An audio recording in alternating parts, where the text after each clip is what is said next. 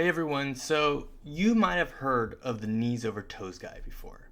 And I've gotten a lot of questions on whether the knees over toes approach to training is good for runners, and I want to do a little deep dive on that today. So before we get started, let's go over what the knees over toe guy is all about. So the knees over toes guy basically says that you should bring your knees over your toes while training or while strengthening to be able to get more strength, more mobility, and improve your health, improve the health of your ankles, your knees, your hips, your body in general. Now, I'm on his Instagram feed here, and so this is all public information. And so I just want to kind of take you through what some of his stuff is all about. Now, specifically, we want to look through this at the lens of runners. And so I'm first just want to highlight what the knees over toes approach is. Here's a lunge up on a chair. He's doing the lunge, and you can see his heel is down on the ground. His knee is coming over the toes. That is a lot of what Ben Patrick or the knees over toes guy is all about. Let me go ahead and show you one other example here of knees over toes, and here's a good one. He's talking about training with his mom, and he's talking about the knees going over the toes. You can see the heel is flat and the knees are going over the toes. Again, knees coming over the toes. And he talks a lot about the strength it provides and a lot about how it can help him do a lot more in everyday life. Let me give one other example, and actually I will give this example of him walking backwards on a treadmill. Again, you can see in this case the knees aren't quite going over the toes, but you can see this incorporates kind of that knee over toes motion and that strengthening of that position. So as we look through some of the info on what he's showing us, how does this relate to runners? How is this impactful, or how does this actually relate to some runners? Well, there are some benefits, some risk factors, and I want to highlight both of those things right now.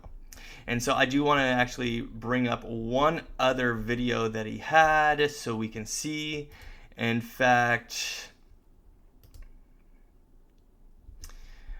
nope, I want to bring up a better one for us. So as you can see, he is really into strengthening over the toes. Here's the one I was looking for. And you can see some of that also incorporates him with a lot of dorsiflexion in his activities. As you can tell, he's talking about how it can help go downstairs and do things like that.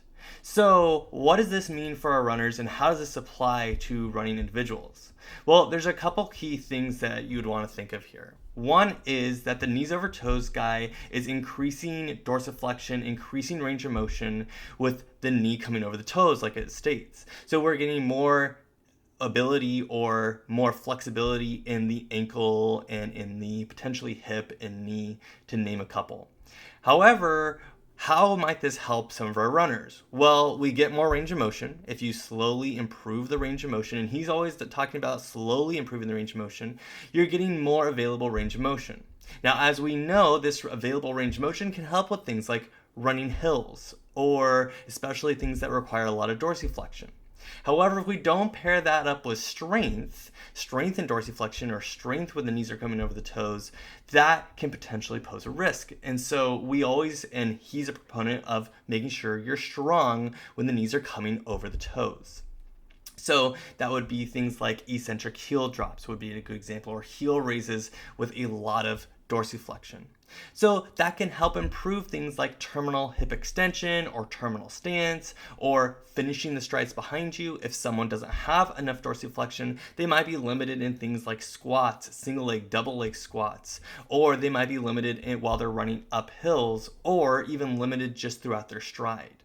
So there's a lot of different applications and a lot of ways that the knees over toes approach can help runners. Obviously, improving range of motion, improving stability, and improving the amount of range you have, strength to stabilize your joint.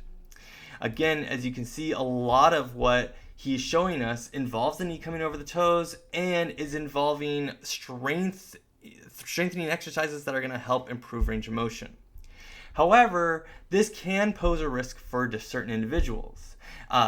People that are having increased pain with compression of the patellofemoral joint or knee, or maybe the ankle as well, things like ankle impingement or patellofemoral pain syndrome. We'd want to be really careful with those patients. Those may not be applicable, and I wouldn't do this approach or give this type of training to those individuals. Also, maybe they had a meniscus tear, maybe a patient has some end-stage osteoarthritis, maybe they have some hip impingement. Those things are all going to be of concern because you can see there's a lot of hip flexion, there's a lot of knee compression, and there's a lot of compression onto the anterior aspect of the ankle.